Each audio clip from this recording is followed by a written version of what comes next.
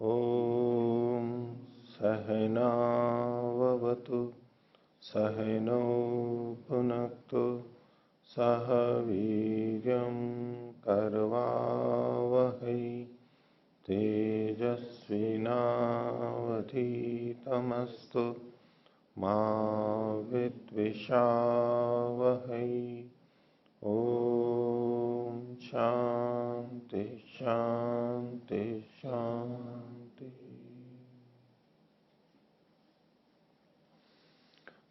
मीमांसा दर्शन की 455वीं कक्षा, मीमांसा दर्शन के 11वें अध्याय का तृतीय पाठ,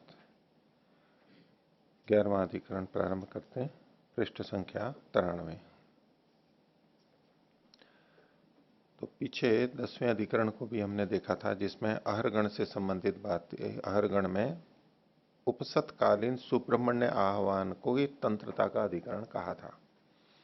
उपसतकालीन जो सुब्रह्मण्य का आह्वान है, अब इस सुब्रह्मण्य आह्वान के बारे में ही चर्चा है अहरगण में, लेकिन सुत्याकालीन सुब्रह्मण्य आह्वान की है।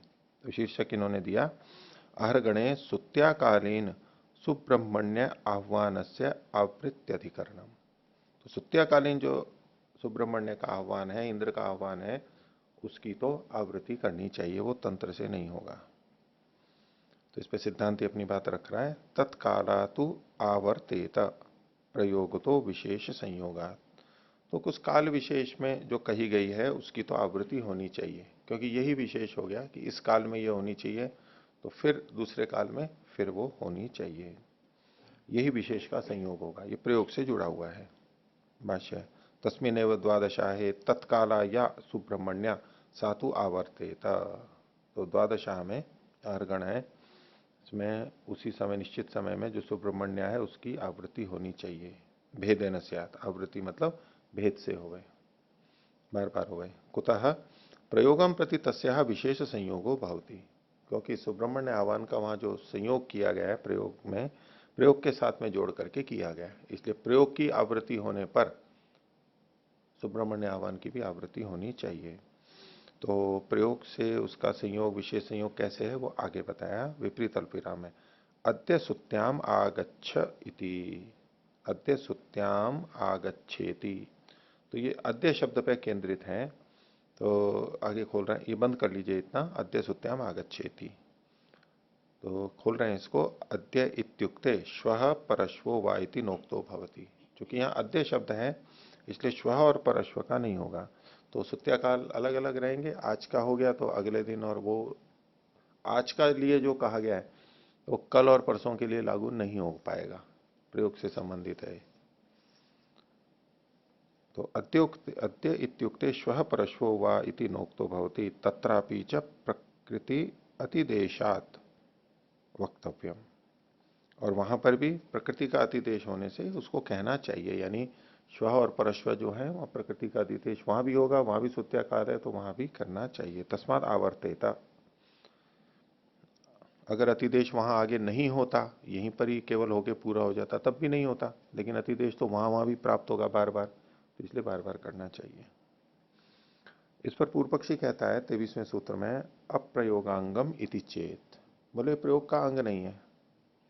सिद्धांति ने कहा था ना, प्रयोगम प्रति तस्या विशेष संयोग, प्रयोग तो विशेष संयोगात। तो क्या है कि ये प्रयोग का अंग है ही नहीं, और प्रयोग का अंग नहीं है तो आवृत्ति नहीं होगी। फिर अपनी बात को रख रहा है, इति चेत पश्यसी अद्य इति विशेष संयोगाद आवृत्ति रीति। पूर्व पक्षी कह रहा है, अगर आप ये देखते हो कि अद्य इस विशेष के संयोग से आवृत्ति होगी, आपका हेतु ये अगर ये है, तो नहीं तद युक्तम, ये ठीक नहीं है। कुतः, ये तो अप्रयोगांगम एतत् यद अद्येति वचनम। ये जो अद्य शब्द का प्रयोग है, ये प्रयोग का अंग नहीं है, प्रयोग से जुड़ी हुई बात नहीं है कि आप जब जब प्रयोग होगा तब तब आवृत्ति करने लगेंगे। कैसे? तो इदम ही प्रकृतौ एकत्वात् अन्नो अविवक्षितम। एक दूसरे व में ये हटा लीजिए, अन्नो अविवक्षितम। अद्य का मतलब अस्मिन अहनि, सत्य अहनि उसी दिन का है, तो दिन वहां पर केंद्रित है। तो कह रहे हैं कि ये जो वचन है ये प्रकृति में था, तो प्रकृति में चूंकि दिन एक ही था, इसलिए वहां ये अद्य शब्द अविवक्षित है। अनेक दिन हो और फिर अद्य शब्द का प्रयोग हो, तब तो विवक्षित है वो अर्थ उसका। एक ही दिन हो और उसमें अद्य का प्रयोग हो तो ये विवक्षित नहीं है, अविवक्षित है। अद्य शब्द प्रयोग किया जाता हुआ भी अविवक्षित होगा। तो प्रकृति में तो एक ही दिन था। तो इदम ही प्रकृतौ एकत्वाद अन्नः अविवक्षितम अर्थात एव सिद्धत्वाद। क्यों अविवक्षित था? क्योंकि वो अर्थ से ही सिद्ध था। जब एक ही दिन है तो किस दिन करेंगे? उसी दिन करेंगे। वो उसी दिन जिस दिन कर रहे हैं तो अद्य को कहने की आवश्यकता ही नहीं है। आगे अनंगीकृतत्वाच चोदके न प्राप्यते। और चूंकि ये उसका अंग नहीं बन रहा है अद्य शब्द, इसलिए अब वो विकृति में यानी अहर गणों में अतिदेश वचन से प्राप्ति नहीं होगा। अद्य शब्द ही वहां पर प्राप्त नहीं होगा। यावद उत्तम से जितना केवल और कहा है बस वही होगा। वो क्या कहा है? विपरीत अल्फिरा में सुत्याम आगच्छ इति, बस इतना ही है। अद्य अविवक्षित है। तावत एव अद्येति, उतना ही बस वो आज होगा एक दिन। तो सुत्यात्वम सर्वेशम अन्नाम अविशिष्टम। और ये जो सुत्यात्व है, सुत्याम आगच्छति, ये तो सभी दिनों का समान रूप से है, तो सब जगह घट जाएगा। तस्मात तंत्रम, इसलिए एक ही बार करना चाहिए। इस पे सिद्धांति कहता है 24वें सूत्र में, स्यात् प्रयोग निर्देशात कर्तृभेदवत। प्रयोग का निर्देश होने से, जो कि स्यात् प्रयोग निर्देशात कर्तृभेदवत, तो जैसे कर्ता का भेद होता है, ये उदाहरण आगे दे रहे हैं, ये तो कर्तृभेदवत कि अलग अलग कर्ता होते हैं, ये मान के हम वहां पर कर्ता का भेद ही करते हैं, उसी कर्ता से काम नहीं चलता है। ऐसे ही यहां पर भी प्रयोग का निर्देश होने से अलग अलग करेंगे, दिन अलग अलग होंगे। स्यात् भेदः कुतः प्रयोग निर्देशात। यद्यपि अद्य शब्द से अर्थो न विवक्षितः, ये तो स्वीकार कर रहा है कि उस वाक्य में यानी प्रकृति में जो अद्य शब्द है वो अविवक्षित है। तथापि यस्मिन अहनि प्रयुज्यते तत्कालस्य प्रधानस्य उपकार उपकरोति इति। लेकिन वो वाक्य जहां भी आगे प्रयोग किया जाएगा, जिस भी दिन में, अविवक्षित होते हुए भी उसका प्रयोग जिस दिन किया जाएगा, तो उस काल वाले प्रधान का ही वो उपकार करेगा, औरों का उपकार नहीं करेगा। अद्य शब्द पढ़ा तो फिर भी है, भले ही एक दिन हो, तो अन्य दिनों में उपकार नहीं करेगा, केवल उसी दिन के प्रधान का उपकार करेगा। वहां प्रसंग नहीं है। एक सामान्य नियम, जब वो विकृति में भी जाएगा और जहां पर प्रयोग भी किया गया, भले ही एक ही दिन है, लेकिन फिर भी अद्य शब्द का प्रयोग है, तो उस दिन के ही प्रधान का करेगा। और है नहीं, ठीक है, इसलिए और भी जगह नहीं कर रहा है। तो ये कि ये बात अब विकृति में भी लगा रहा है सिद्धांति। वहां भी जिस दिन प्रयोग किया जाएगा उसी दिन, उस दिन के प्रधान से ही जुड़ेगा, अन्यों से नहीं जुड़ेगा। अन्य दिनों के प्रधानों पर वो लागू नहीं होगा, इसलिए आवृत्ति होनी चाहिए। तो यद्यपि अद्य शब्द से अर्थो न विवक्षित तथापि यस्मिन अहनि प्रयुज्यते तत्काल से प्रधान से उपकरोति न अन्य काल से कर्तृभेदवत। अन्य के काल का नहीं करता, कर्तृ के कर्ता के भेद के समान। ये उदाहरण आगे दे रहे हैं, पहले आ चुका है। तथ्यथा विपरीत अल्पविराम में अष्टावध्वर्युत्तरे विहारे हविंशासादयति। तो अष्टौ अध्वर्यु उत्तरे विहारे हविंशी, अष्टौ हविंशी उत्तरे विहारे आसादयति। अध्वर्यु ये करता है, ये अध्वर्यु करता हो गया। आगे मारुतिम एव प्रतिप्रस्थाता दक्षिणस्मिन, यहां बंद कर लीजिए इसको, इति। तो प्रतिप्रस्थाता मारुति हवि को दक्षिण विहार में करता है। अभी प्रतिप्रस्थाता दूसरा करता हो गया। तो कह रहे हैं कि इति औत्तर औत्तर व्यवहारिकाणी अंगानी देश भेदात मारुत्या न उपकुर्वंती। तो कहते हैं उत्तर व्यवहारिक जो अंग हैं, उत्तर विहार यानी पहले वाला अध्वर्यु वाला जो था, जिसमें 8 हवियां रखी गई थी, वे 8 हवियां। तो उत्तर व्यवहारिकाणी अंगानी देश भेदात, देश का भेद हो गया, क्योंकि ये वो उत्तर बिहार में था, ये दक्षिण बिहार में। देश भेदात मारुत्या न उपकुर्वंती, मारुति का, मरुत देवता वाले का इसका उपकार नहीं करते। तो उत्तर बिहार वाली जो थी वो दक्षिण बिहार में वहां उपकार नहीं करेंगी। यथा तानी देश भेदात न उपकुर्वंती, देश के भेद से वो उपकार नहीं करते हैं। एवं इदम अपि काल भेदात अन्य काल से न उपकरिष्यति, काल के भेद से उपकार नहीं करेंगे। तस्मात आवर्तेत, तो इसमें कर्ता का भेद करना पड़ता है कि अगर पहले वाला ही था वो ही करता, दूसरे का भी मान लिया जाता, उसी के करने से इधर भी उपकार हो जाता, तो देश भेद से। वैसे तो कर्तृभेद ऊपर लिखा है, इसमें कर्ता का भी भेद हो रहा है, लेकिन व्याख्या में देश भेद को भी इन्होंने साथ में लिया है। अध्यय, हाँ, विकृति में आहर गणों में उसी दिन को विशेषित करेगा। अगले दिन फिर वही वाक्य अतिदेश से प्राप्त होगा, वो फिर उस दिन लगेगा। 25वां सूत्र सिद्धांति का, तद्भूत स्थानात अग्निवद इति चेत तद अपवर्गस तदर्थत्वात्। तो पूर्व पक्षी अगर ये कहे कि तद्भूत स्थानात अग्निवद इति चेत, उसके स्थान पे जो दूसरा देवता आ रहा है वो वही देवता है, तो उसके कारण से यहां आवृत्ति नहीं करनी चाहिए, ऐसा कहे तो तद्भूत स्थानात, उसी के स्थान पर यह है, तो अग्नि के समान, अग्नि भी जैसे वही की वही चलती है, आधान की भी अनेक कर्मों में, ऐसे ये भी हो जाए तो तदपवर्गस तदर्थत्वात्, तो कर्म के अंत में उसकी समाप्ति होती है उसका प्रयोजन होने से।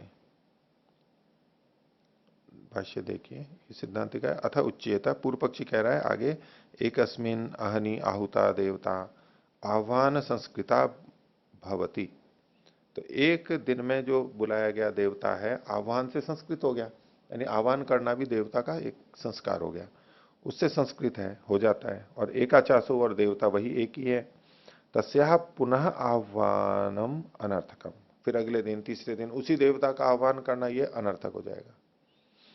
एक बार अतिथि आया, हमने उसका स्वागत कर लिया, अब वो कई दिन तक हमारे पास में है, तो हर दिन स्वागत थोड़ा ना करते हैं उसका उसी तरह से जैसा पहले दिन करते हैं। तो बस ऐसी देवता का भी एक बार किया तो हो गया, आह्वान कर दिया, वही देवता है, फिर आह्वान क्यों करेंगे। तस्या पुनर्आह्वानम अनर्थकम अग्निवत, उदाहरण दे रहे हैं आगे, यथा अग्ने सकृत आधाने न संस्कृतस्य, सकार जोड़ लीजिए, अर्थात संस्कृतस्य न पुनः कर्मणि संस्कार एकस्य क्रियते थी, तो जैसे आधान के द्वारा अग्नि को संस्कृत कर दिया जाता है, वो फिर पुनः कर्म के समय संस्कार उसका नहीं किया जाता। तो सिद्धांत कह रहा है तच्चा युक्तम, ये आपकी बात ठीक नहीं है। क्यों? यत कारणम यतो ही प्रतिकर्मापवर्ग, तो अग्नि का तो प्रत्येक कर्म के बाद में अपवर्ग होता है। यस्मिन कर्मणि नहीं, इसका आह्वान का, प्रतिकर्मापवर्ग आह्वान का, यस्मिन कर्मणि आह्वानम क्रियते तदर्थम तदभवती, जिस कर्म में आह्वान किया बस वो उतना उसी के लिए होता है। तस्य कर्मांते अपवर्ग, कर्म करने पर उसकी समाप्ति हो गई। यथा अन्येषाम सुत्या कालानाम संस्काराणाम अग्नि सम्मार्गादि नाम, बोले देखो ऐसे और भी दूसरे कर्म हैं जो सुत्याकालीन कर्म होते हैं, संस्कार होते हैं, जैसे अग्नि का सम्मार्ग आदि है, वो भी हर बार प्रतिदिन किए जाते हैं। तस्मात आवृत्ति, इसलिए आवृत्ति होनी चाहिए। केवल एक चीज को देख के, अग्नि को देख के उदाहरण नहीं, उदाहरण तो दूसरे भी मिल रहे हैं जहां आवृत्ति करनी पड़ती है, क्योंकि वहां आवश्यकता होती है। पीछे जो हमने एक देखा था नवा अधिकरण, जिसमें 20वें सूत्र में कहा था अहरगणे च प्रत्यहम स्यात् तदर्थत्वात्, अहरगण में प्रत्येक दिन योग और विमोक होगा, ये जो एक सिद्धांत बताया था, तो इसमें तो अलग अलग कर ही रहे थे, योग और विमोक तो अलग अलग कर ही रहे थे, लेकिन यहाँ पीछे अभी जो ये अग्निवत उदाहरण दिया ये आधान की दृष्टि से था कि बार बार आधान नहीं करते। और जो पीछे योग और विमोक था उसके अंदर एक प्रयोजन बताया जाता है कि अगर अग्नि का विमोक नहीं करते, वही अग्नि चलती रहती आगे, तो रात में भी उस अग्नि की रक्षा करने के लिए विशेष प्रयत्न करना पड़ता, फिर कीट आदि गिर जाएं कर जाएं तो फिर दोष हो जाता है, फिर उसका प्रायश्चित करना होता है, तो वो कई चीजें वहां साथ में चलती हैं। तो इसलिए जब विमोक कर देते हैं, छूट गया, उससे पृथक कर दिया, अब उसमें भले ही कोई दवाई हो, कुछ दिक्कत भी हो, तो भी प्रायश्चित आदि नहीं करना पड़ता, क्योंकि वो अब यज्ञ की नहीं रही, लेकिन उन्हीं के लिए, उसी के लिए निश्चित कर रखी है, तब तो ये सब ध्यान रखना पड़ता है।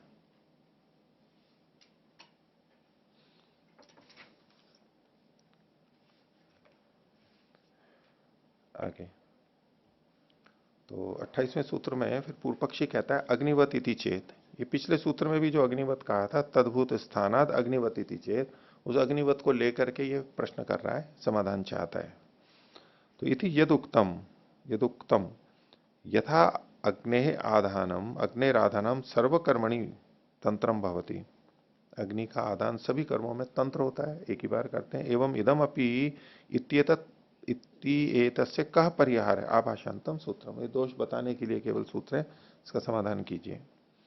तो 27वें में सिद्धांति बोलता है न प्रयोग साधारण्यात, बोले आधान के तुल्य नहीं है, क्योंकि वहां तो प्रयोग की साधारणता थी, सबके लिए समान था। नहीं तत् आधान न तुल्यम आधान से स्वकालत्वात्। पहली बात तो वहां पर जो आधान था वो अपने काल में था, वसंत आदि ऋतुओं में कर्म के साथ जुड़ा हुआ नहीं था, वो अपने काल में था। तो आधान से स्वकालत्वात्, स्वकाले ही तत्क्रियते, अपने काल में ही वो किया जाता है। तत्र न क्रियते विशेष, तो अलग तो विशेष कथन नहीं है। इदम पुनः कर्म कालम आह्वानम, लेकिन ये आह्वान तो कर्म के काल से जुड़ा हुआ है। तद यस्य कर्मणः काले क्रियते तदर्थम इति गृह्यमाण विशेषम। तो वो जो अग्नि का आधान था वो स्वकाल में था, इसलिए अगृह्यमाण विशेष वाला था, और ये इस काल में आह्वान किया गया तो ये गृह्यमाण विशेष वाला हो गया। इसलिए तस्मात नहीं तद आधान है ना तुल्यम, आधान के तुल्य नहीं है, ये तो जहां कहा गया वहीं लगेगा। पुष्टि में कह रहा है सिद्धांति लिंग दर्शनाच, बोले देखिए इससे भी सिद्ध हो जाता है। लिंगम चैतम अर्थम दर्शयति, लिंग इस अर्थ को बताता है। किस अर्थ को बता रहा है वो आगे का, प्रत्यहम सुब्रह्मण्याह्वानम इति। ये वाक्य नहीं है, लेकिन ये कहना चाहते हैं यहां पर कि प्रतिदिन सुब्रह्मण्य का आह्वान करना चाहिए। लिंग तो आगे बता रहे हैं, एवं ही आह, ये वचन आगे है विपरीत अल्पविराम में। संस्थिते संस्थिते अहनि, इसमें संशोधन कीजिए, यहां लिखा हुआ है अहन्याग्निध्रागारम प्रविश्य। तो इसमें अपने अभी जो लिखा हुआ है संस्थिते अहनि अग्निध्रागारम, तो अग्नि के बाद में अग्नित ये अपने को जोड़ना है। तो अहन्य य के बाद में ग्नीद ये जोड़ लीजिए, अग्निद अकार सहित, ये फिर तो आ जुड़ जाएगा इसमें, अग्नित अग्नित्रागम प्रविश्य। दिन के समाप्त होने पर जो अग्नित है, एक ऋत्विक है, वह अग्निद्र आगार को प्रवेश करके, उसमें प्रवेश करके फिर सुब्रह्मण्य सुब्रह्मण्यम आव्वय इति, इसको फिर विपरीत अल्पविराम में लीजिए। ऐसा कीजिए, संस्थिते संस्थिते वाला है, इसको दोहरे विपरीत अल्पविराम में लीजिए, यहां से दो इन्वर्टेड कॉमा लीजिए। संस्थिते संस्थिते अग्निदाग्निध्रागारम प्रविश्य। अब एक विपरीत अल्पविराम लीजिए, सुब्रह्मण्य सुब्रह्मण्याम सुब्रह्मण्याम आव्वय, यहां बंद कर लीजिए, एक विपरीत अल्पविराम। इति संप्रेष्यति इति, यहां आप दो विपरीत अल्पविराम बंद कर लीजिए। ये बीच वाला जो है सुब्रह्मण्य सुब्रह्मण्यम सुब्रह्मण्यम आव्वय, ये प्रेष देता है, वो इतना ऐसे बोलता है। तो इस वचन से क्या पड़ा, संस्थित संस्थित है, यानी दिन दिन के समाप्त होने पर। तो इससे पता लगता है कि फिर ये आह्वान प्रतिदिन करना चाहिए। प्रेषणम आह्वान क्रियार्थम, ये जो प्रेषण या संप्रेषण है ये किस लिए किया, आह्वान के लिए किया गया कि भाई आप सुब्रह्मण्य का आह्वान करो, प्रेष दिया गया ऐसा करो, ऐसा तो प्रेष उसी के लिए दिया। तस्मादपि प्रत्यहम आह्वानम, इससे भी पता लगता है प्रतिदिन आह्वान करना चाहिए।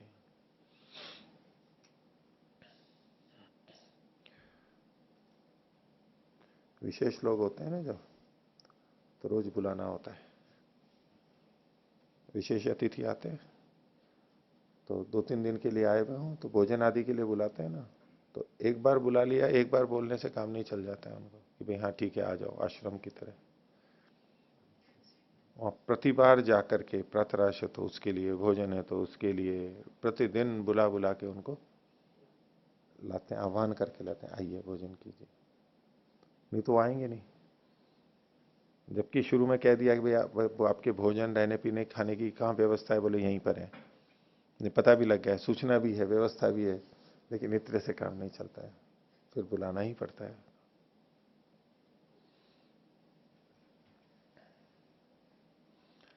आगे 29वां सूत्र पूर्व पक्षी बोल रहा है, तद्धि तथेति चेत। तो इसको तथायति करके ये यूपाहुति से जोड़ करके कह रहा है, यहां तो सर्वनाम ही है तद्धि तथेति चेत, भाष्य में खोलेंगे तो कहते हैं तद इत्यनेन यूपाहुतिम प्रतिनिर्दिशति। ये जो तत् शब्द है इससे यूपाहुति का प्रतिनिर्देश कर रहा है। पीछे यूपाहुति की बात आई थी ना, एकादशिनी में 11 यूप थे तो उसमें एक के निकट निकट है तो बस वो एक ही के है, बाकी सब आवृत्ति नहीं थी, तंत्रता थी। तो तत् इत्यनेन यूपाहुतिम प्रतिनिर्देशति, तत् से तो यूपाहुति को ले लिया। और तद्धि, तद्धि से खोल रहे हैं, तद्धि यूपाहुति कर्म, यूपाहुति से का जो कर्म था वह यथा यूपैकादशिन्याम तंत्रम भवति। तथा इति मतलब यूपाहुति का कर्म जैसे तंत्र होता है, एक यूपैकादशिनी में तंत्र होता है, तथा इदम अपि भविष्यति, यहां भी ऐसा ही हो जाएगा। सिद्धांति पूछता है किम तस्य च अस्य च सादृश्यम, उसी तरह यहां हो जाएगा तो समानता क्या है दोनों में? तो पूर्व पक्षी कहता है तत्क्रियमाणम अवश्यम कस्यचित यूपस्य अंतिके भवति, वो अगर किया जाएगा तो किसी न किसी के तो अंतिक में होगा ही, इसलिए सब जगह लगेगा। वो सिद्धांति की बात ही दोहरा रहा है वहां वाली, किसी के तो निकट होगा ही, तो अंतिक कहना कोई विशेष नहीं है वहां पर। तो तत्क्रियमाणम अवश्यम कस्यचित यूपस्य अंतिके भवति सर्वसाधारण्यस्य अंतिकस्य दुर्लभत्वात्। तो जो सबका साधारण हो और फिर एक जगह निकट हो, सबके समान हो, निकटता हो जाए, ये तो संभव नहीं है, दुर्लभ है। तो यथा तद एकस्य कस्यचित यूपस्य अंतिके क्रियमाणम सर्वयूपार्थम भवति, तो जैसे वो एक किसी यूप के पास किया जाता है वह सभी यूपों के लिए हो जाता है। एवं इदम अपि एकस्य कस्यचित सौत्यस्य कर्मणो अंतिके क्रियमाणम सर्वार्थम भविष्यति, किसी एक सौत्य दिवस ने उसके निकट किया जाता हुआ सभी सुत्या दिवसों के लिए लागू हो जाएगा, तो तंत्र से काम चल जाएगा। उदाहरण देके सिद्ध कर रहा है। इस पर सिद्धांति कहता है 30वां सूत्र, न निषेध कर रहा है अल्पविराम अशिष्टत्वात्, अल्पविराम इतर न्यायत्वात्, तो न निषेध कर दिया और अशिष्ट होने से, ये शिष्ट नहीं है, निर्देशित नहीं है।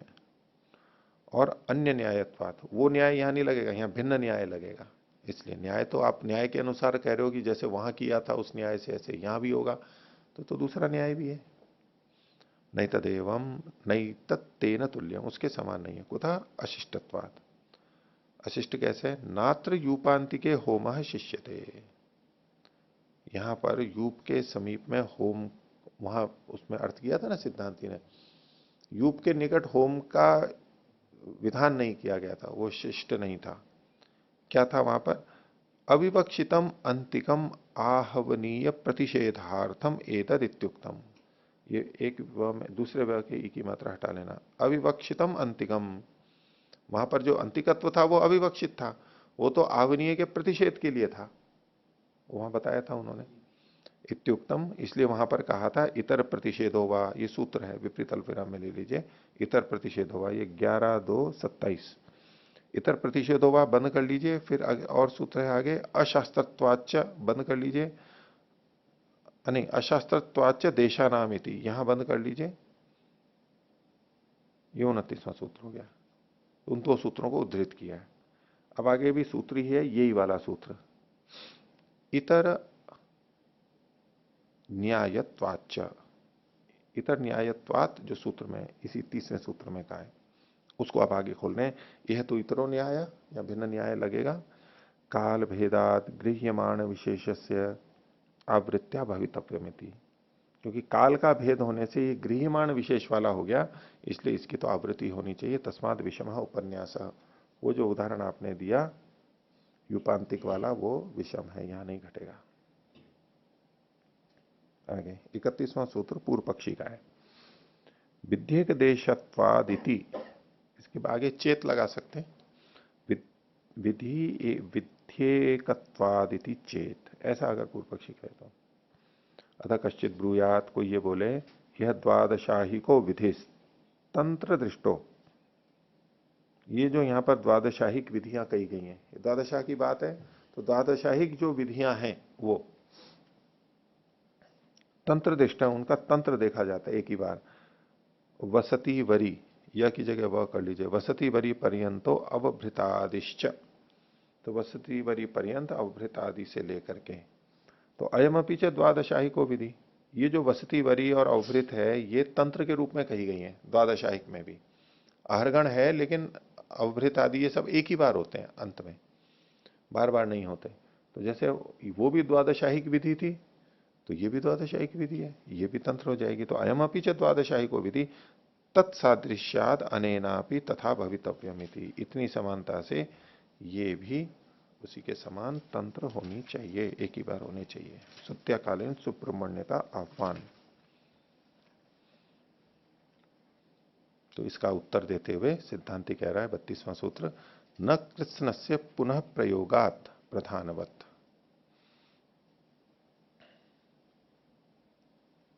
बोले न तो निषेध कर दिया पूर्व पक्षी का, आपका कथन ठीक नहीं है। तो ये क्या है, आगे कहते हैं कृत्स्न से पुनः प्रयोगात, पूरे के पूरे का यहाँ पर प्रयोग दोबारा दिखाया गया है सुब्रह्मण्य आह्वान, या कुछ और चीजें जो है यहाँ पर इससे संबंधित बताएंगे अभी। प्रधान के समान, जैसे प्रधान दोबारा होता है तो सारा आप वापस होता है, ऐसे ये भी दोबारा होगा।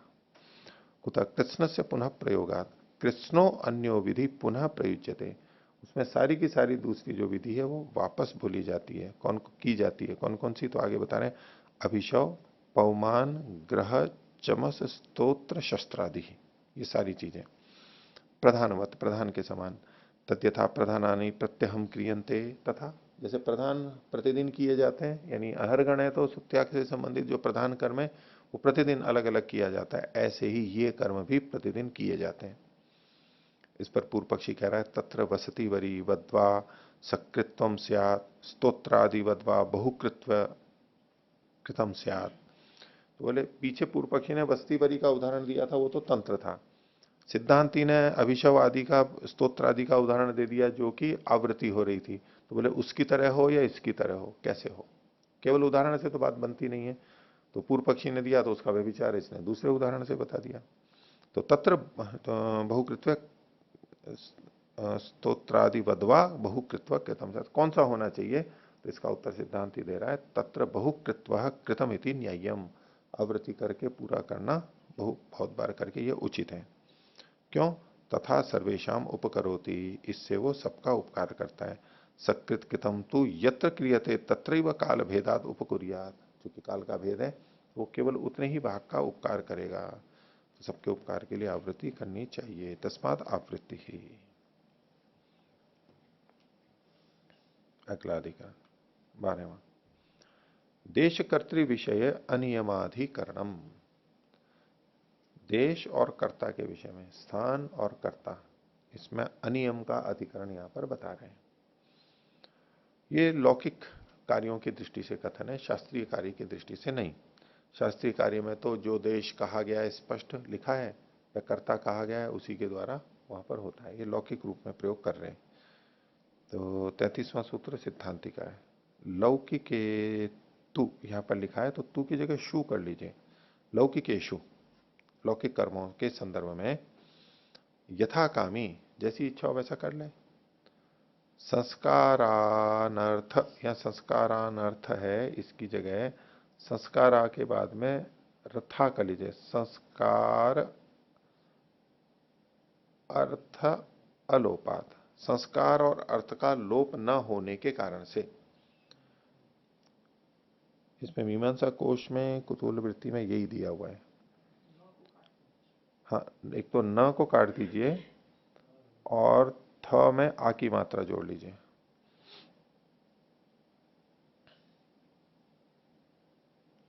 तो इसका अर्थ होगा संस्कार अर्थ अलोपात, संस्कार का लोप नहीं होने से और अर्थ का, प्रयोजन का लोप न होने से, संस्कार अर्थ अलोपात ये निकलेगा। भाष्य से संगत है ऐसा सूत्र करना। तो लौकिकेशु यथाकामी संस्कारार्थालोपात।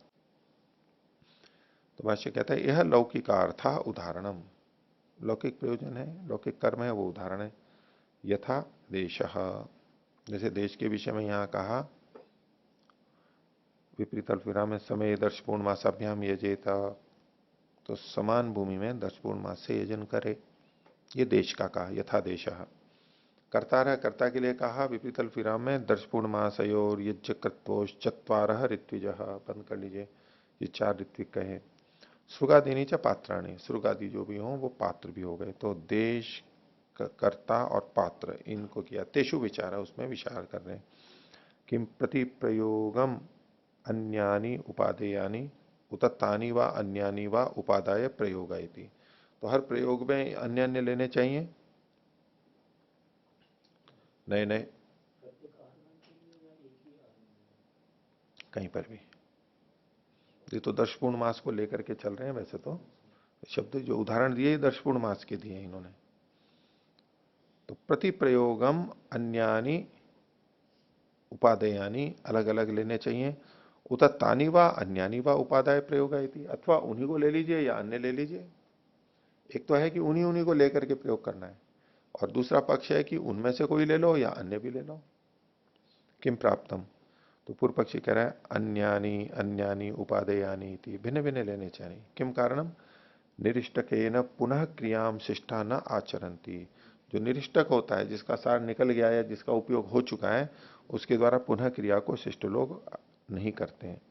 तो सिद्धांत कहता है एवं प्राप्ते ब्रूम लौकिकेशु यथा कामी तानी व अन्यानि व अनियम। जो जैसे लौकिक में होता है, लौकिक को उदाहरण के रूप में ले रहे हैं यहां पर। वैसे तो ये शास्त्रीय उदाहरण ही दर्शपूर्ण मास को ही लिया है इन्होंने। लौकिकेशु यथा कामी, जैसे लौकिक कार्यों में जैसी इच्छा होती है वैसा कर लेते हैं। कैसे, तानी वा अन्यानि वा, दूसरा जो पक्ष था, जो पहले जिनसे किया था, उपयोग किया था, उन्हीं को ले लो या बदल करके भी ले लो, कुछ भी कर लो। तो तानी वा अन्यानि वा अनियम, अनियम रहेगा। कुतः, हेतु दिया उसमें संस्कारार्था लोपा। संस्कार नहीं, अनर्थ को हटा लीजिए यहां पर, अर्थ का आगे आएगा। इसमें हम कहते हैं इसको केवल इतना करें, संस्कारालोपात, संस्कार का अलोप होने से। तो सूत्र में जो था ना, संस्कार और अर्थ का अलोप होने से, तो अभी केवल संस्कार के बारे में कह रहे हैं ये। तो इसलिए यहां लिखेंगे संस्कारालोपात, संस्कार का अलोप होने से सूत्र का अंश बनेगा। खोल रहे हैं उसको, न कश्चित पूर्वस्मिन प्रयोगे कर्त्रादीनाम संस्कार कृतः यो अन्योपादाने लुप्येता। तो पहले प्रयोग में कर्ता आदि का जो संस्कार किया, वो ऐसा कोई संस्कार नहीं है जो अन्योपादान में समाप्त हो जाएगा। वो संस्कार तो रहेगा। नापि अर्थलोपा,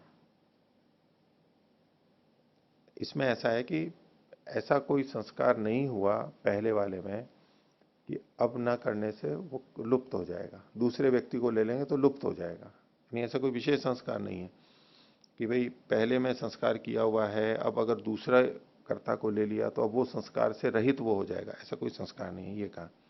न कश्चित पूर्वस्मिन प्रयोगे कर्त्रादीनाम संस्कार कृता यो अन्योपादाने लुप्यता।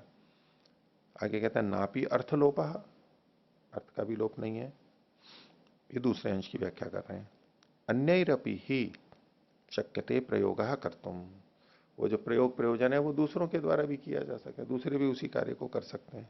तो जो दूसरे कर सकते हैं तो प्रयोग का लोप भी नहीं हुआ कि दूसरे को ले लेंगे तो प्रयोजन पूरा नहीं होगा, ऐसा भी नहीं कह सकते। इसलिए कोई भी लिया जा सकता है। अगर वही व्यक्ति इस कार्य को करेगा, वो नहीं करे तो दूसरा कोई कर नहीं सकता है, तब तो वही ले रखना पड़ेगा। यहां तो ऐसा नहीं है। तो इसलिए कहा अन्यरपि ही शक्यते प्रयोग कर्तुम तस्माद अनियम, इसलिए कोई नियम नहीं है, उसी को ले लो या बदल के ले लो। अतः यदुक्तम, और जो आपने कहा था, पूर्व पक्षी ने पीछे कहा था, इसको विपरीत अल्फिरा में निरिष्ट के न शिष्टा यागम न आचरंती थी, बंद कर लीजिए। तो जिसका उपयोग हो चुका है उसका उपयोग शिष्ट लोग नहीं करते हैं। तो इसमें कहते हैं, ये उत्तर दे रहा है सिद्धांति, एते ही आचरंती थी। बोले देश कर्ता और पात्र के संबंध में तो वो भी आचरण करते हैं इसका। ऐसा नहीं कि देश और कर्ता का और पात्र का उपयोग कर लिया तो अब दोबारा नहीं करेंगे। और चीजों के लिए हो सकता है, सबके लिए नहीं होता है कि छोड़ दिया एक बार प्रयोग करके। निरिष्टक मतलब जिससे इष्ट पूरा हो चुका। इसके लिए अलग अलग व्याख्या है। देखो, एक तो है इष्टान निर्गता निरिष्टा, इष्ट से जो निर्गत हो गए, यानी जिससे इष्ट की पूर्ति हो चुकी है, ऐसा वो इष्टान निर्गता निरिष्टा। और इसको दूसरे ढंग से कहते हैं कुत्सिता निरिष्टा, वो कुत्सित हो जाते हैं फिर। नहीं, इसको कहो कुत्सिता निरिष्टा निरिष्टका। कुत्सित जो निरिष्ट हैं वो निरिष्टक होंगे, क प्रत्यय जो हुआ ये कुत्सित में हुआ। कुत्सिता निरिष्टा निरिष्टका। निरिष्ट का मतलब क्या हुआ? इष्टान निर्गता निरिष्टा और कुत्सिता निरिष्टा निरिष्टका। तो इसका तात्पर्य यह है पुनः प्रयोगानर्था अनर्हा। पुनः प्रयोगानर्हा यानी पुनः प्रयोग के जो अनर्ह है, योग्य नहीं है, ऐसा। पुनः प्रयोगानर्हा।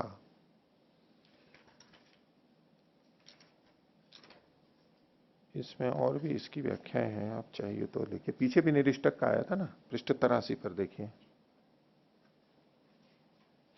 ये एक तो मैंने आपको अभी लिखा दी, पृष्ठ 83 पर चाहे तो लिख लीजिए, नहीं तो एक तो ये है और लिखनी है तो लिख लीजिए। पहली तो मैंने लिखा है इष्टान निर्गता निरिष्टा कुत्सिता निरिष्टा निरिष्टका। दूसरी लिखिए नितराम इष्टम अनेन इति निरिष्टम। नितराम इष्टम अनेन इति निरिष्टम। नितराम इष्टम अनेन इति निरिष्टम अल्प विराम एकस्मिन् कर्मणि उपयुक्तम इत्यर्थ। उपयुक्तम इत्यर्थ। एकस्मिन् कर्मणि उपयुक्तम इत्यर्थ। एक कर्म में वो काम आ चुका है, ये निरिष्टक कहलाएगा। नितराम इष्टम अनेन इति निरिष्टम एकस्मिन् कर्मणि उपयुक्तम इत्यर्थः। एकस्मिन् कर्मणि उपयुक्तम इत्यर्थः। तीसरा लिखिए, चौथा, हाँ तीसरा लिखिए निष्क्रांतम इष्टम इच्छा। निष्क्रांतम इष्टम इच्छा। निष्क्रांतम इष्टम इच्छा विनियोगाकांक्षा यस्मात्। विनियोगाकांक्षा, विनियोग की आकांक्षा, विनियोगाकांक्षा यस्मात्। निष्क्रांतम इष्टम इच्छा विनियोगाकांक्षा यस्मात् तत् निरिष्टकम। निष्क्रांतम इष्टम इच्छा विनियोगाकांक्षा यस्मात् तत् निरिष्टकम। उपयुक्तम इति आयात। उपयुक्तम इति यावत, मतलब वो उपयुक्त किया जा चुका है ये। इसी के लिए इसके जो यहां जो शब्द है निरिष्टकोपदेश। निरिष्टकोपदेश, इसकी इसी संदर्भ में जो निरिष्टकोपदेश का अर्थ निकलेगा वो क्या है? एकत्रोपयुक्तस्य अन्यत्रोपयोग विधि। निरिष्टक का उपदेश, निरिष्टकोपदेश है, यानी जिसका उपयोग पहले कहीं कर लिया गया था उसी का दूसरी जगह भी प्रयोग करवाया जा रहा हो, इसको कहते हैं निरिष्टकोपदेश। एकत्रोपयुक्तस्य, एकत्र उपयुक्तस्य अन्यत्रोपयोग विधि। अन्यत्र उपयोग की जो विधि की जा रही है वो निरिष्टकोपदेश कहलाएगी। है? हाँ, एकत्रोपयुक्तस्य अन्यत्रोपयोग विधि। अन्यत्रोपयोग विधि, ये निरिष्टकोपदेश कहलाएगा। तो निरिष्टक का कुल मिला के यही अर्थ होगा कि जो एक बार प्रयोग किया जा चुका है, अब जो इष्ट नहीं बचा है हमारे को, ऐसा।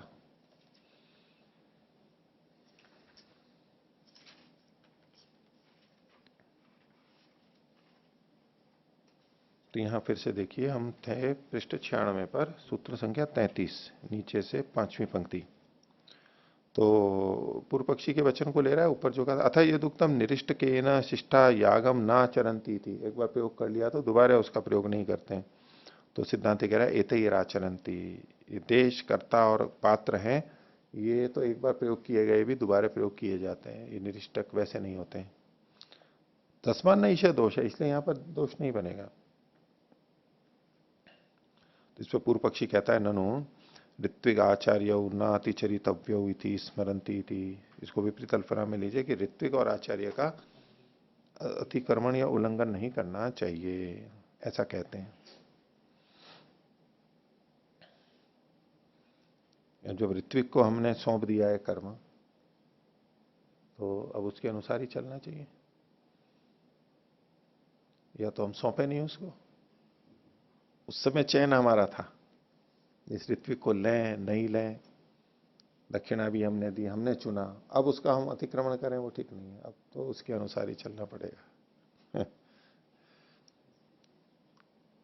नहीं तो ऋत्विक को भी अपने अनुसार चलाते हैं ना। पहले तो ऋत्विक वर्ण कर लिया क्योंकि ऋत्विक करना है बस, लेकिन करवाना अपने अनुसार ही है उससे। यही बात आचार्य पे भी लागू होती है। या तो पहले से ही चुन लो जिस आचार्य के पास जाना है, और जिस आचार्य के पास गए तो फिर उसका अतिक्रमण नहीं करना चाहिए। ऋत्विक आचार्यों नाति चरितव्यमिति स्मरंती, ऐसा स्मरण करते हैं। तो सिद्धांत कह रहा है पुरुष धर्मो असौ न कर्म धर्म। ये जो पीछे कहा ये पुरुष का धर्म है, ये कर्म का धर्म नहीं है, क्योंकि यहां कोई कर्म जुड़ा हुआ ही नहीं है।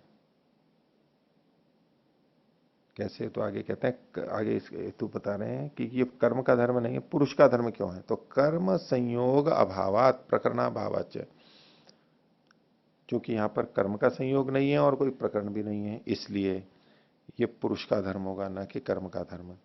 देशेशु कर्तृषु च पर्यवसितम, अब ये देश में या कर्ता में जाकर के घटेगा। पात्रेशु उत्तरा कथा करिष्यते, ये देशेशु कर्तेषु च पर्यवसितम, मतलब जो देश और कर्ता के संबंध में चर्चा थी वो तो यहां पर समाप्त हो गई, और पात्र के संबंध में कथा है वो आगे चलेगी। अभी अगला अधिकरण आ रहा है।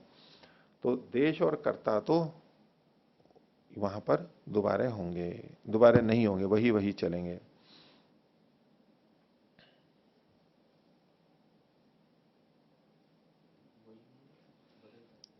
नहीं बदल नहीं सकते। नहीं, ये बात कि उसकी निरिष्टक का एक बार प्रयोग कर लिया तो दूसरा प्रयोग नहीं करना चाहिए। पूर्व पक्षी ये कह रहा था कि नए नए लेने चाहिए। सिद्धांति कह रहा है चाहे तो पिछले वाले ले लो चाहे नए ले लो, उसमें कोई अंतर नहीं पड़ता है। नए का निषेध नहीं कर रहा है सिद्धांति, लेकिन पिछले को भी उसकी भी आवृत्ति की जा सकती है। हाँ, नए को लेंगे तो फिर संस्कार करने पड़ेंगे कर्ता पर। ये तो कह रहा है इसमें कोई अंतर नहीं पड़ता है, क्योंकि संस्कार और अर्थ का अलोप हो रहा है। ऐसा कोई संस्कार नहीं है जो कि पहले किया गया और यहां उसके ना होने से ना हो रहा हो। यही तो कहा ना सिद्धांति ने। और न ही प्रयोजन का लोप हो रहा है। अगर संस्कार का लोप हो रहा होता तब तो वही पहले वाला ही लेना चाहिए था। ये काम इस तरह से जो प्रशिक्षित है वही करेगा।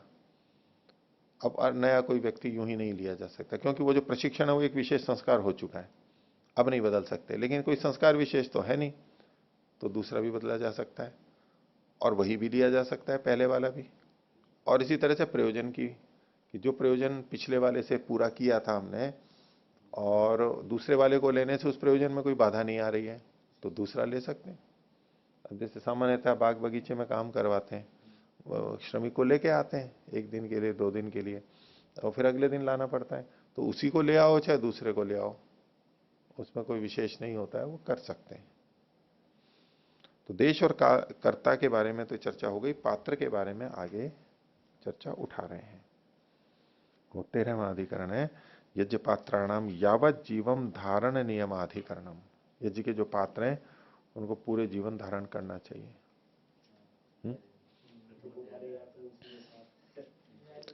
है स्वामी जी, धारण करना ज्यादा कठिन है ना।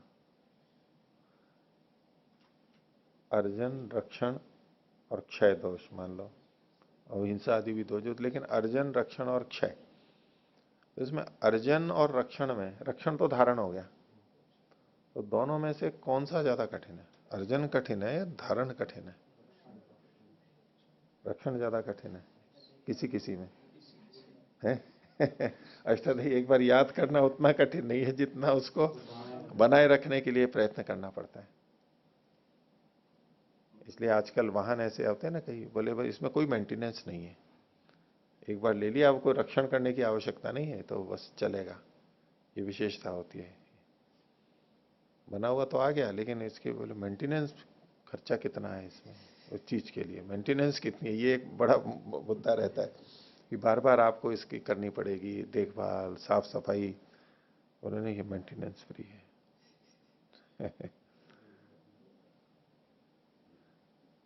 ब्रह्मा और विष्णु में से कौन से बड़े हैं? ब्रह्मा को बड़ा माना जाता है, निर्माता। विष्णु को बड़ा माना जाता है?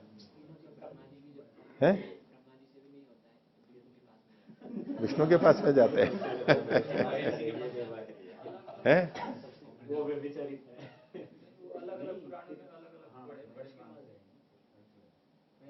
नहीं, महेश तो नष्ट करने वाला है।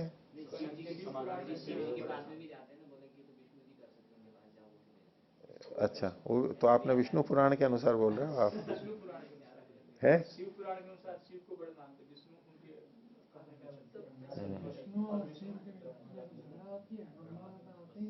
ब्रह्मा तो बीच में नहीं आते, वो तो निर्लिप्त है।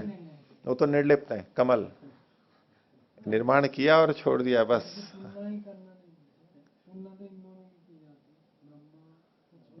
हाँ, विष्णु और महेश में तो इन दोनों में किसको बड़ा मानते हैं? अलग अलग पुराण है। नहीं, आप लोगों की बना दिया वो एक बात है, फिर उसको रक्षा करना, धारण करना या चलाना, ये ज्यादा कठिन है, दीर्घकालीन है। बनाना तो थोड़े समय में हो जाएगा, और भाई बना दिया और छोड़ दिया। तो जैसे प्रचार के लिए जाते हैं ना, भाई हमने वहां प्रचार किया, वहां प्रचार किया, वही ठीक है, यूं प्रचार करके आ गए, झंडे गाड़ करके आ गए। बाद में संभालने का है ही नहीं कुछ वहां पर। यहाँ एक शिविर लगा लिया आर्यवीर दल का, वहां लगा लिया, वहां अंडमान निकोबार में जाकर के आ गए, आगे का तो कुछ पता ही नहीं है, दूसरा कुछ वहां कुछ करें तो बस खत्म, समाप्त। उसको बनाए रखना ये ज्यादा कठिन है ना। है? हाँ, नहीं तो वो तो सत्य है, प्रारंभ किया था। हाँ, वो फिर पूरा श्रेय ले लेते हैं, अगर हम प्रारंभ नहीं करते तो ये कैसे करते हैं? भाई जो इतना चला रहा है वो प्रारंभ भी कर लेता, आप नहीं करते तो वो भी कर लेता, कोई ना कोई तो कर ही लेता। उल्टा यूं कहें कि उन्होंने, वो जो चलाने वाले वो कहेंगे इन्होंने तो शुरू तो किया लेकिन भाग गए, फिर कुछ किया ही नहीं, ये तो हम संभाल रहे हैं, इनके किए हुए को नहीं तो ये चलता ही नहीं। तो धारण जो है वो ज्यादा कठिन है, दीर्घकालीन है, अधिक श्रम साध्य है। यूं देखें तो भाई कुछ चीजें जैसे बनाने में बड़ी कठिन होती है, बना तो दी, देखभाल तो कोई भी कर लेगा।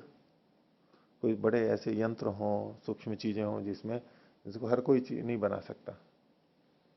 न साइकिल बनाने वाले ने बनाई, धारण करना, उसकी देखभाल करना तो कोई भी कर लेगा। गाड़ी बनाने वाला, हवाई जहाज बनाने वाला तो कोई और होता है, लेकिन देखभाल करने वाला तो दूसरा भी हो सकता है। अलग अलग उदाहरणों में अलग अलग लगेगा फिर भी।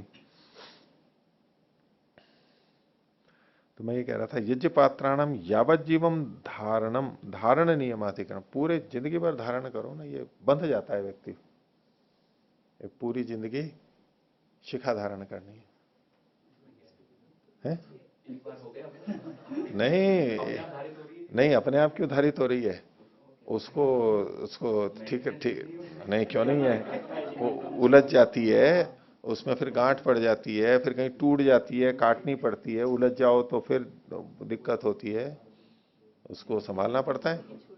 जैसे कि जटा वाले हो जाते हैं ना साधु, अब वो क्यों ऐसा करते हैं? वो रोज रोज जो पूरे बालों को साफ करते हैं, वैसा उनको कहाँ रोज रोज झंझट हो, भाई उलझ गई उलझ गई। भाई कौन इस झंझट को पाले, रोज रोज उसको संभालो, कंघी करो। इसीलिए तो वो जटा और बनती कैसे है? नहीं, वो क्यों, उसका कारण यही तो होता है, बाल तो काटने नहीं है और सुलझाने भी नहीं है। हाँ, और फिर मतलब क्या है, रोज रोज, रोज रोज सुलझाने से मतलब क्या है? एक दिन तो उलझना ही है इनको। हाँ, नहीं नहीं, नीचे तो सफाई कर लेते होंगे ना, यूं तो सफाई तो करते रहते होंगे वो, और वो भी पड़ जाए तो वो परोपकारी जीव है तो तो ठीक है, दूसरों का उपकार कर रहे हैं बहुत से जीवों को। और आजकल लोग इसके लिए रक्तदान के कैंप लगाते हैं, वहां जा जा करके। तो स्वतः प्राकृतिक रूप से कुछ ना कुछ होता रहता है, परोपकार भी होता रहता है, उससे खून, नया खून जल्दी बनता है, अच्छा बनता है।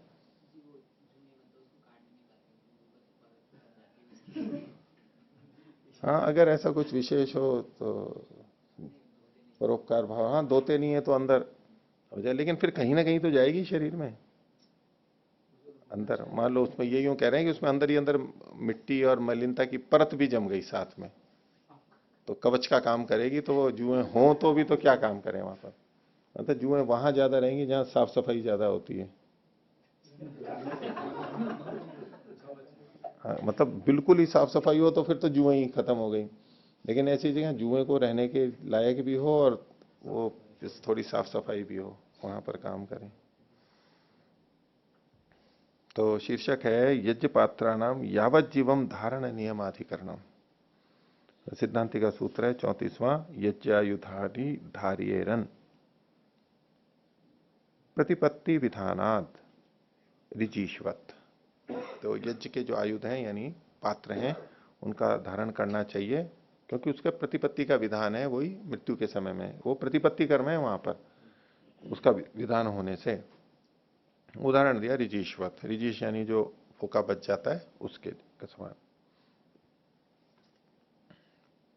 भाष्य, यज्ञ पात्राणी तो आ अंतात धारयितव्यानि, त्वांतात धारित तो है तू आ अंतात, ऐसे आ अंतात मरण पर मरण के समय तक धारण करने चाहिए। कुतः, तो प्रतिपत्ति विधानात, प्रतिपत्ति का वहां विधान मिलता है, वो आगे बता रहे प्रतिपत्ति विधान सूत्र का अंश है। खोल रहे हैं, प्रतिपत्तिस्तेषां परिधानीय कर्मणि विधीयते। परिधानीय कर्म में उनकी प्रतिपत्ति कही गई है। परिधानीय मतलब अंत्येष्टि के अंदर। ये पीछे आ चुका है 4:1:9 में, 4:1:9 में और 6:3:34 में। तो परिधानीय यानी अंत्येष्टि कर्म में इसका विधान किया गया है। इसको आगे जो कहा विपरीत अल्पविराम में लीजिए, आहिताग्निम अग्निभिर्दहंती यज्ञ पात्रैश्चेति, ये चोति लिखा हुआ है, आ की मात्रा चेती है, ये बंद कर लीजिए। तदर्थ है, तो कोष्टक में है, आहिताग्निम अग्निभिर्दहंती यज्ञ पात्रैश्च।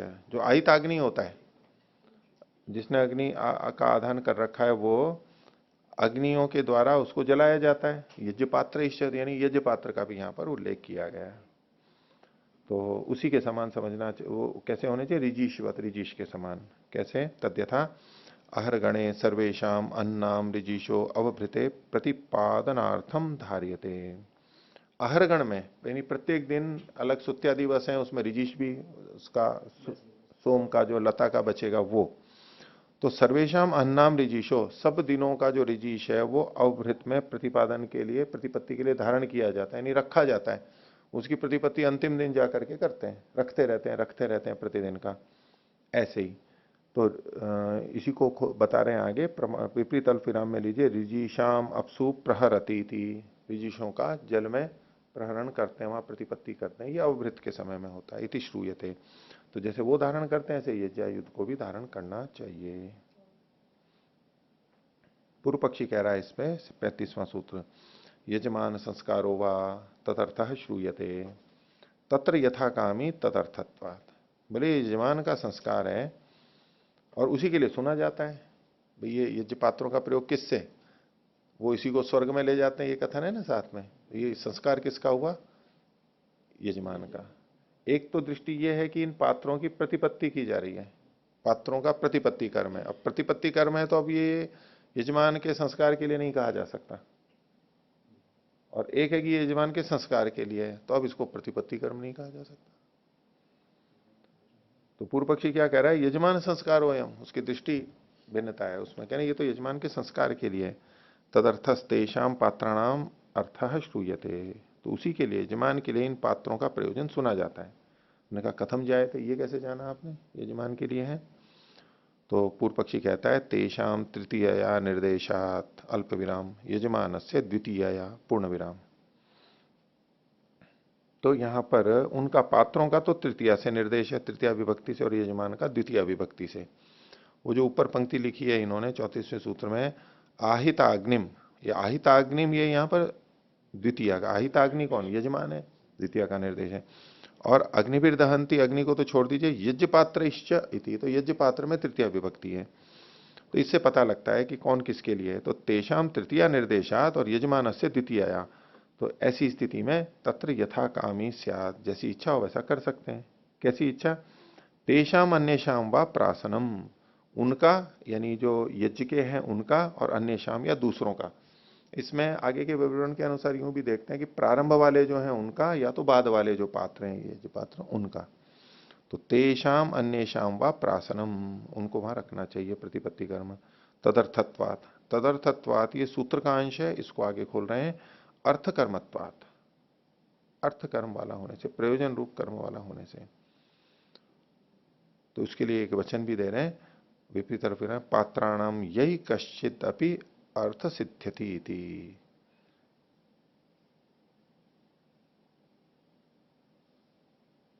पात्रों के बीच में से, इस निर्धारण में षष्ठी, जो भी पात्र हैं वहां पर, यही कश्चित अपि, जिस किसी से भी, इससे या उससे, जो पीछे कहा था ना पूर्व पक्षी ने, तेषाम अन्येषाम वा, उनका या अन्यों का, तो पात्रों के बीच में से जिस किससे भी अर्थ सिद्ध्यति, अर्थ सिद्ध होता है वहां पर।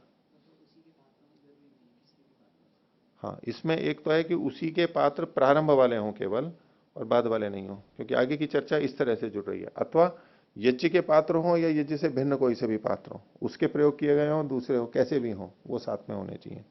तो ये इसमें अनियम मान रहा है। इस पर सिद्धांति कहता है 36वां सूत्र, मुख्य धारणम व मरण से अनियतत्वात्।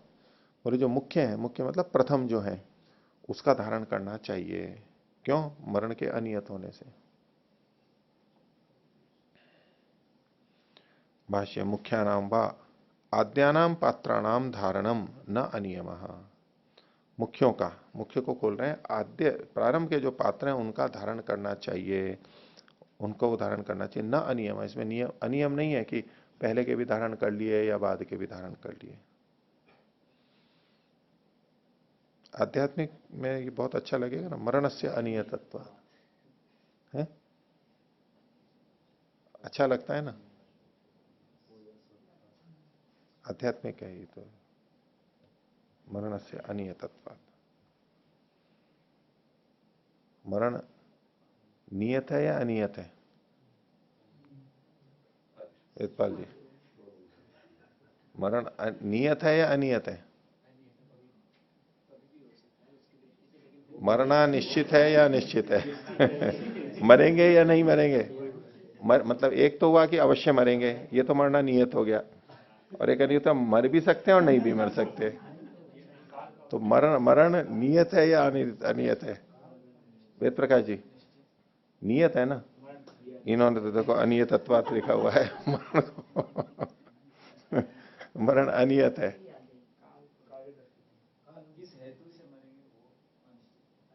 हाँ, हेतु भी अनिश्चित है, या काल की दृष्टि से कथन है। काल की दृष्टि से मरण अनियत है, और वैसे मरण स्वयं अपने स्वरूप में नियत है।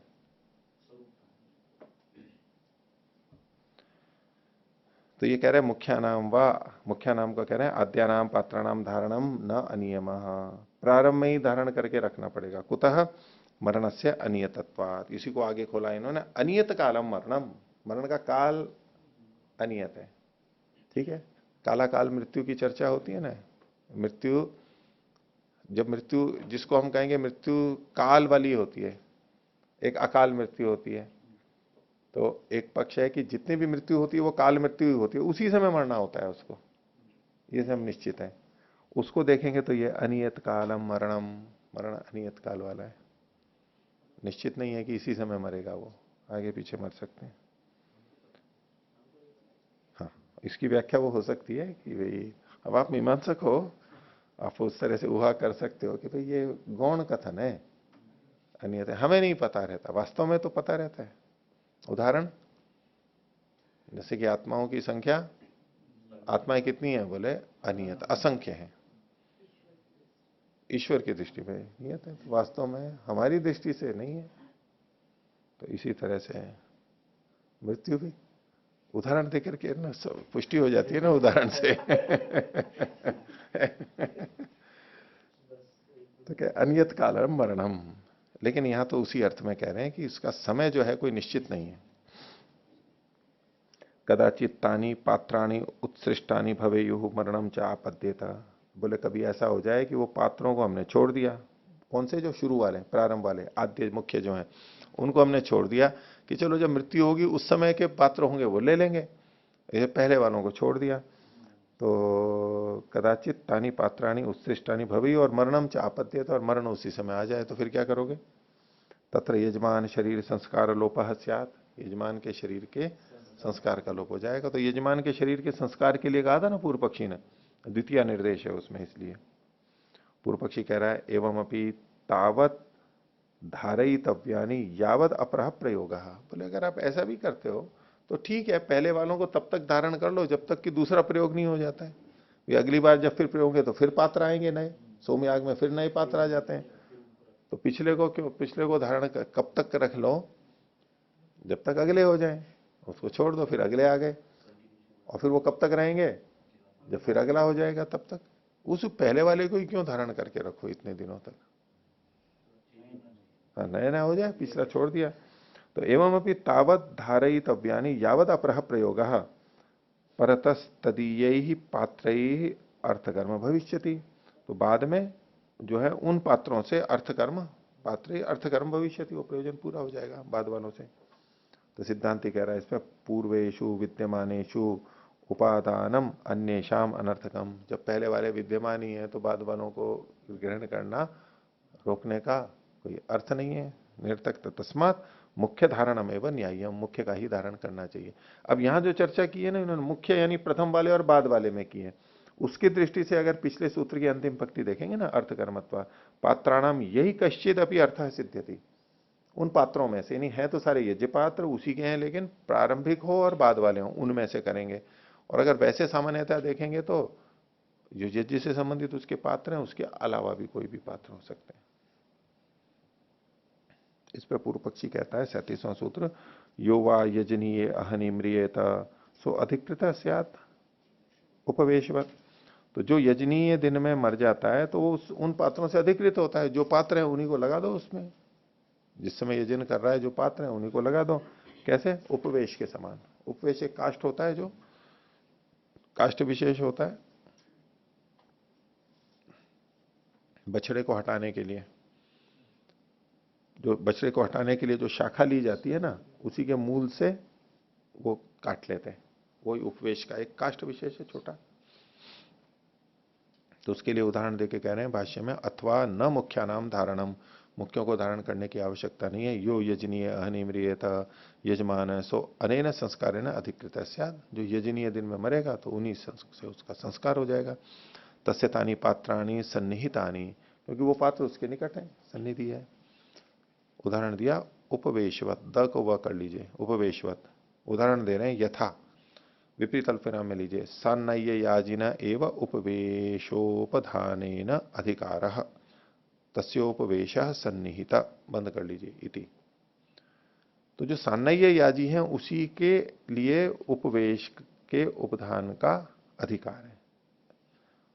सान्नय्य याजिन एव उपवेशोपधानेन अधिकारः तस्योपवेश सन्निहित, क्योंकि उपवेश उसके सन्निहित में होता है। क्योंकि जो सान्नय्य होगा तो दूध और दही चाहिए, तो उसके लिए गाय चाहिए, उसमें वत्स भी होगा, वत्स को भी हटाना होगा, तो तब वहां पर वो शाखा रहेगी तो उपवेश होगा, वहीं पर ही लगेगा जहां पर औषधि है, यानी तो पुरोडाश है, सान्नय्य दूध घृता ये है ही नहीं, तो गाय भी रखने की आवश्यकता नहीं है, तो वहां पर उपवेश की भी आवश्यकता नहीं है उसको। इस पर सिद्धांति कहता है न शास्त्र लक्षणत्वात्, बोले आपकी बात ठीक नहीं है, क्योंकि यहां तो शास्त्र के लक्षण से ही सिद्ध हो रहा है, शास्त्र के द्वारा कह दिया गया है। तदेतत् नोपपद्यते, किम कारणम? शास्त्र लक्षणम तद्भवति, वो शास्त्र के लक्षण वाला होता है वो उपवेश का। उदाहरण दिया यथा, विपरीत अल्पविराम में सान्नय्य याजिन एवोपवेशो, व के बाद में एक मात्रा आ की लगा लीजिए, एवोपवेशो नास्य इति न अन्यस्य इति। तो जो सान्नय्य याजी है उसी का ही उपवेश होगा, अन्य का नहीं होगा, बंद कर लीजिए। तत्र ही सान्नय्यार्था शाखा, शाखा किसके लिए थी? सान्नय्य के लिए। ताम अनुनिष्पत्त्यते उपवेश, ताम मतलब उस शाखा के पीछे पीछे उपवेश भी हो जाता है, बन जाता है। तस्या असन्नय्य याजिनो असंभव, क्योंकि वो जो शाखा है वो असन्नय्य याजी में संभव ही नहीं है। अथेदम अनियतम संस्कार विधानम, ये जो संस्कार का विधान है ये अनियत है। यजनीय वा अहनि अन्यत्र वा अनारभ्य विधानात्, यजनीय दिन में या अन्य दिन में, ये जो संस्कार का विधान है ये अनियत है, ये नहीं है। पूर्व पक्षी ने कहा था ना कि जब वो यजन कर रहा होगा तो उन पात्रों से करा देंगे। भाई जब यजन नहीं कर रहा होगा तब मृत्यु हो गई तब के लिए क्या करोगे? तो ये जो यजमान का संस्कार है वो नियत नहीं है कि यजन कर रहा हो तब ये प्रयोग किया जाएगा, वो हर समय के लिए है। तो कह रहे हैं अथेदम अनियतम संस्कार विधानम, ये जो यजमान के संस्कार का है यज्ञ आयुधि वाला वो अनियत है। कैसे अनियत है? उसी को कहा यजनीय व अहनी अन्यत्र वा, यजनीय दिन में या अन्य दिन में भी हो सकता है। अनारभ्य विधानात, क्यों ऐसा है? क्योंकि अनारभ्य विधि है, कोई निश्चित इस दिन को लेकर के तो कहा नहीं गया है कि जो यजन कर रहा हो तब ऐसा करे, सामान्य कथन है।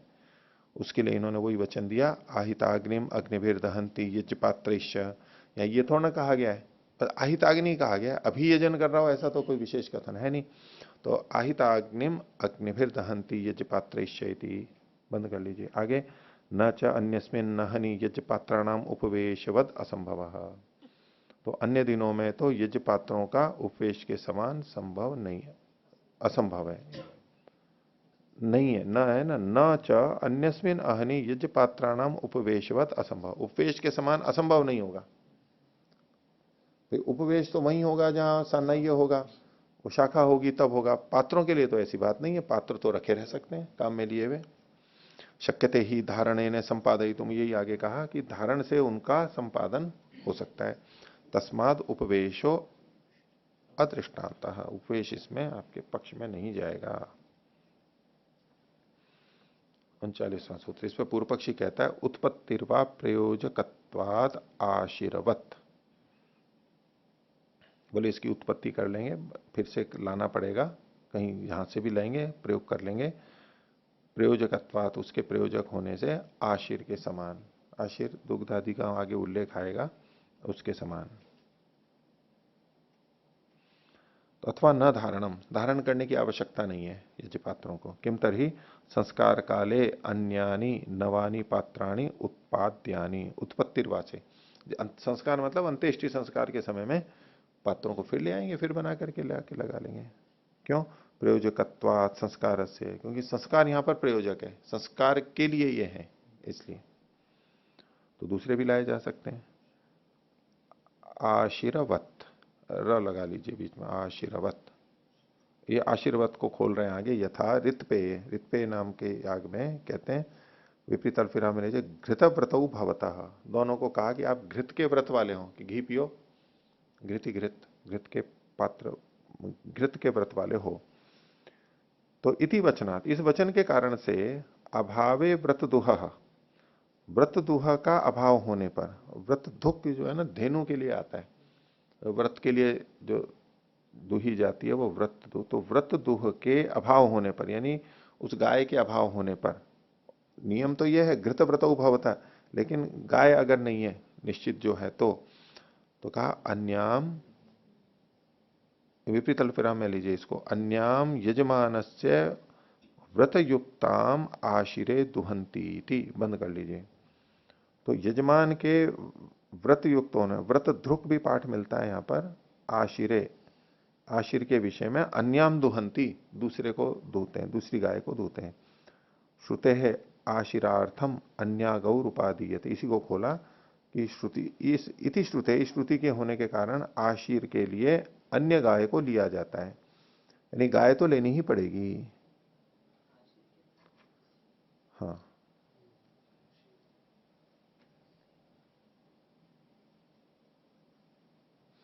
ये जो व्रत धेनु होती है, व्रत के लिए जो धेनु होती है उसका जो दूध, दुग्ध यज्ञ के लिए होता है उसको आशीर कहते हैं। व्रत धेनु का दुग्ध जो यज्ञार्थ होता है, पीने के लिए वो अलग बात हो गया, व्रत के लिए वो अलग है, लेकिन जो दूध यज्ञ में काम में लिया जाएगा उसको आशीर कहते हैं। और श्रोत पदार्थानुक्रम कोश में इसमें आशीर में या दधी का भी लिया, व्रत धेनु का दधी, तो दूध हो या दही हो, केवल दूध के लिए नहीं है, यानी जो यज्ञ के लिए अलग से लिया जाता है उसको आशीर नाम से कहा गया है। इस पे सिद्धांति कहता है 40वां सूत्र, शब्दा सामंजस्यम इति चेत, यानी उत्तर तो पूर्व पक्षी देगा अभी यहां पर, बोले यहां पर शब्द का असामंजस्य हो जाएगा, भाष्य में बता रहे हैं, तो ऐसा कोई खंडन करे तो, अथ पश्यसी एवं सती, यज्ञ पात्र शब्दो असमंजसो भवती। बोले अगर आप ऐसा करोगे कि दूसरे कोई भी पात्र ले लोगे, जब मृत्यु होगी तो पात्र ले आएंगे संस्कार के लिए, तो ये जो उसमें मूल में यज्ञ पात्र ही ये जो लिखा हुआ था वो शब्द व्यर्थ हो जाएगा।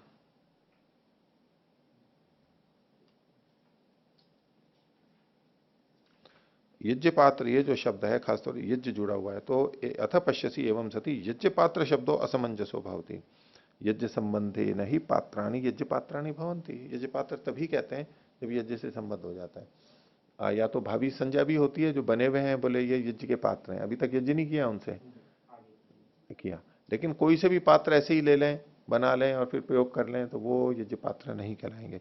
इनका तो ये कहना जो यज्ञ से जुड़ गए हैं, यज्ञ जिनसे किया जा चुका है, उन पात्रों को यज्ञ पात्र कहेंगे, उन्हीं का वहां पर प्रयोग करेगा, क्योंकि आहिताग्नि भी लिखा हुआ है। यज्ञ संबंधे न ही पात्राणी यज्ञ पात्राणी भवंती न च नवानाम यज्ञ संबंधो अस्ति थी। जो नए हैं उनका तो यज्ञ से संबंध नहीं हुआ है। तो ऐसा पूर्व पक्षी कहे तो सिद्धांति कह रहा है तथा आशिरे थी, आशिर में भी ऐसा ही होता है। ये पूर्व पक्षी कह रहा है 41वां, तथा आशिरेपी। तो आशिरेपी या असौ अन्या गौरूपादीयते सा यजमान से व्रत धुंग न भवती। जो आशिर के लिए जो दूसरी गाय ले ली जाती है वो भी यजमान की व्रत धुंग नहीं होती है, तो पहले से निश्चित होता है। आशिर के लिए दूसरी गाय ले ली, व्रत के लिए दूसरी गाय थी, अब दूध बचा नहीं तो आशिर है, मतलब यज्ञ के लिए आहुति देनी है, तो क्या करेंगे, तो दूसरी गाय से ले लेते हैं। तो वो दूसरी गाय व्रत धुक तो हुई नहीं, वो संज्ञा उसकी नहीं बन पाएगी। तो स यजमान से व्रतबोधुंग न भवती तत्र शब्द से असामंजस्यम एवं, वहां भी शब्द की असमंजसता है। यदि तत्र अन्य गौ, अगर आप वहां दूसरी गाय ले लेते हैं तो यहाँ भी अन्यानी पात्राणी भविष्य, यहाँ भी दूसरे पात्र हो सकते हैं।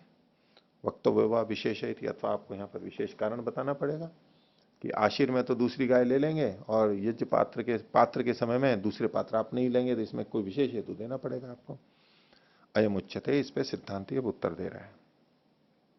42वां सूत्र, शास्त्रात्तु विप्रयोग तत्र अल्प विराम एक द्रव्य चिकीर्षा प्रकृतौ अथ इह अपूर्वार्थवद भूतोपदेश।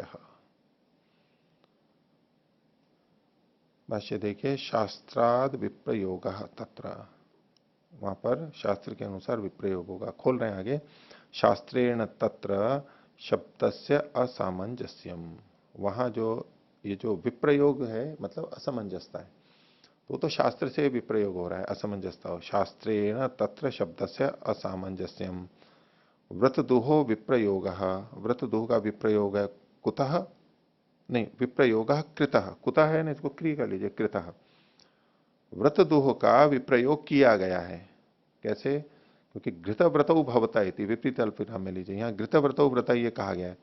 एक द्रव्य चिकीर्षायाम, जब एक ही द्रव्य की को करने की इच्छा है तो वहां पर विपरीत अल्पविराम में लीजिए आगे, यजमान से व्रत युक्ताम आशिरे दुहंती, बंद कर लीजिए। ऋतपेय चोदके न प्राप्य थे, ऋतपेय में यह अतिदेश वचन से प्राप्त हो रहा है। तो प्रकृति में एक द्रव्य की चिकीर्षा है, ततश्च असंभवान निवर्तेत, तो वहां पर असंभव होने से ये हट जाएगा, रहेगा नहीं। ततश्च असंभवात निवर्तेत आशिरम च गाम प्रयुक्ते,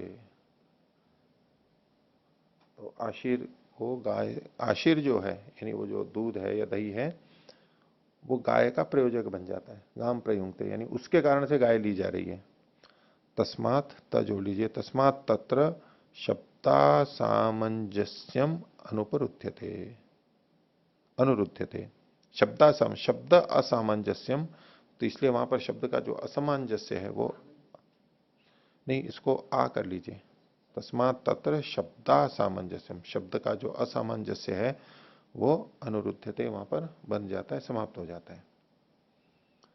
अतः यह अपूर्वो अर्थो नान्यतः प्राप्यते, यहां पर तो ये जो अपूर्व प्रयोजन है और कहीं से प्राप्त हो नहीं रहा है, यहां तो शास्त्र से स्पष्ट था। यज्ञ पात्र दाहो अविशेषेण प्रत्यक्ष श्रुता, यहां तो ये जो धा है वो यज्ञ पात्रों से अविशेष रूप से सीधे सीधे कहा गया है प्रत्यक्ष। संभवती च तेषाम संपादनम धारणेन, और उनका संपादन यानी उनको वहां उस समय प्रयोग करना आदि है वो धारण से ही संभव है।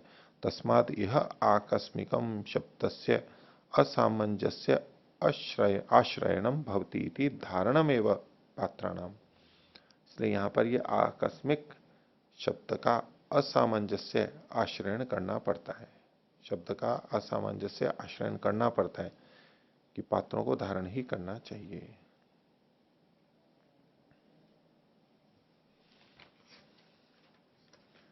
इतना ही रखते हैं।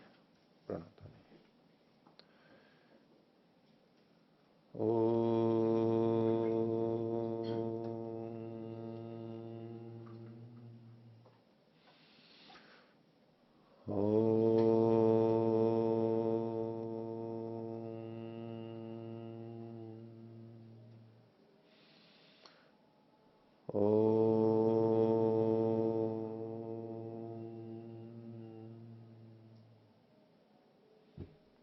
सभी को सलाह विवादन। ओम